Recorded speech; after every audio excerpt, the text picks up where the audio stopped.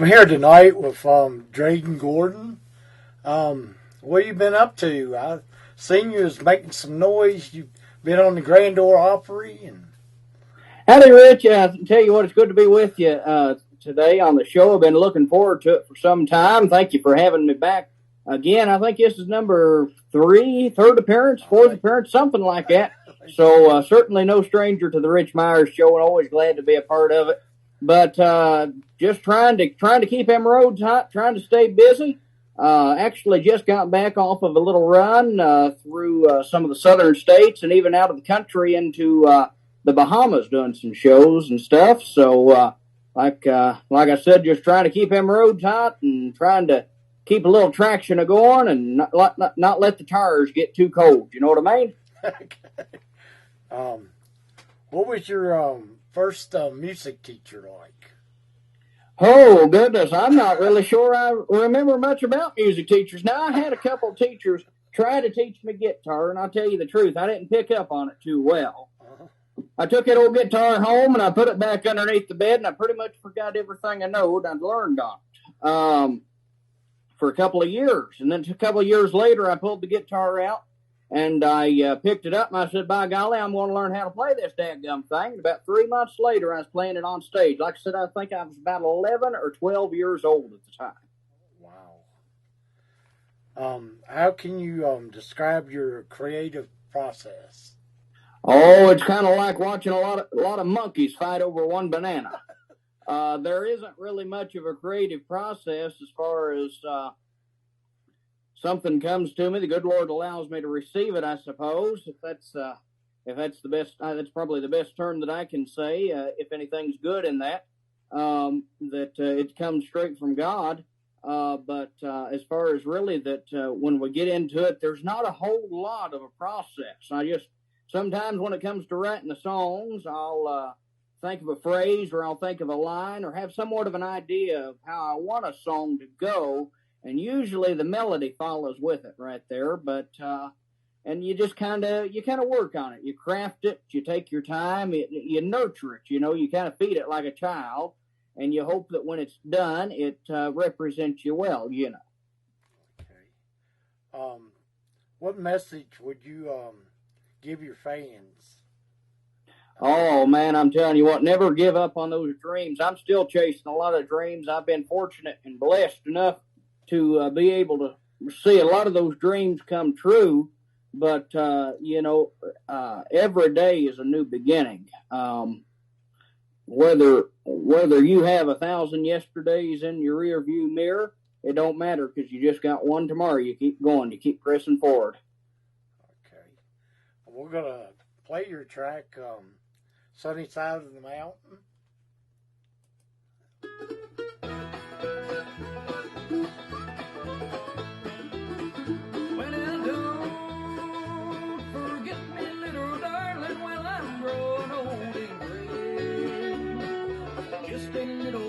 Before I'm going far away, I'll be waiting on the hillside for the day you will come.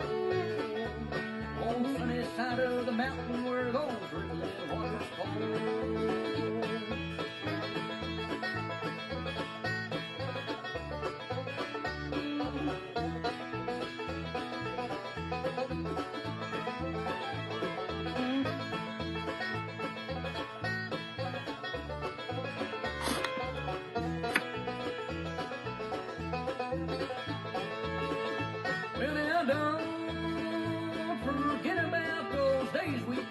Many years ago.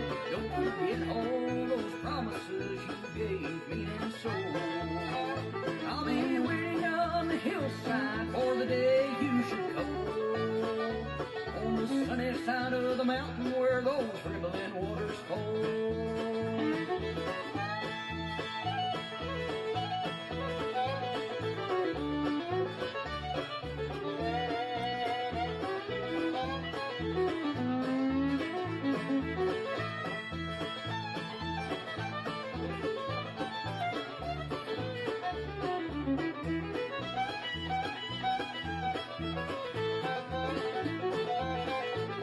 Please tell do you ever think of me? Won't you answer, little darling, tell me where you could be? For it's been so long, dear, since I've seen you, but my love still lingers on. Don't forget me, little darling, though our love affair seems gone. I'm on that sunny side of the mountain where those rippling waters flow. Yeah, that's what I call real country. Well, thank you, Rich. I appreciate it. That's one of them old songs that I'm telling you what, it's so old you got to shave it before you sing it. That goes back a good number of years to the old days of Hank Snow starting out in the 1930s, recorded that.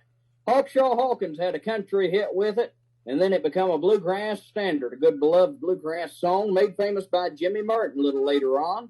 And that's kind of the more of the style that I do it is Jimmy Martin style and in the good bluegrass style. I've got a lot of great talent helping me out on that single there, and that's going to be part of an upcoming album that'll be out a little later this year sometime.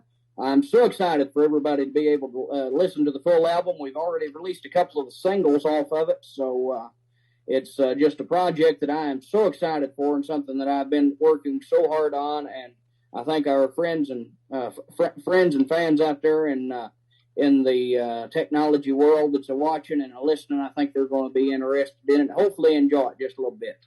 Okay. What do you enjoy most about performing? Man, I'll tell you what, there's so much. I guess I'd have to say the biggest enjoyment that I have about being a performer would be hopefully making some kind of an impact on a child or an elderly person that they enjoy the music. I've seen everybody out there in the audience from newborns right on up to 100 years old, and when you see somebody like a little child out there dancing and smiling, having a good time when you're on stage, that really just that makes every bit of it worth it. Whether there's 10 bad experiences that happen before you get on that stage, that right there will erase all 10 of them. You know what I mean? Okay. What's next for you? Well, like I said, we're working on this album right now, and that should be out a little later this year. I don't have an exact release date on it, but like I said, it's something that we have been working on very diligently. We've got a lot of talented A-list musicians on it, and I think that the folks are really going to enjoy it. I've had a blast making it. It's full of some old songs that we dug back, maybe some songs people forgot about, as well as some new songs that I've written and that have been pitched to me and things like that. So that'll be out a little later this year. On Nashville Entertainment Weekly Records, I should add, too, who is a wonderful record label. I'm so proud to be partnered with those wonderful folks, Jill and TJ, down there. They do such a wonderful job, and they've got a lot of great artists on their roster. Okay. Where can people go see your music videos and events? Sure thing. I've got a website there. It's DreydenGordon.com. It works about part of the time. The other part it don't. So I always like to tell everybody to check out the social media outlets. You can go to Facebook, Instagram, TikTok, YouTube, Threads, Twitter, which I guess it's now called X. Pretty much any of the social media outlets, I should be on it. If I'm not on it, you don't need to be on it either. Okay, friends? Search for Dreyden.official or Dreyden Official, and it should come up. That's Dreyden, and you should be able to keep up to date with all the tour schedules, the announcements, the things that are coming up, all that good stuff.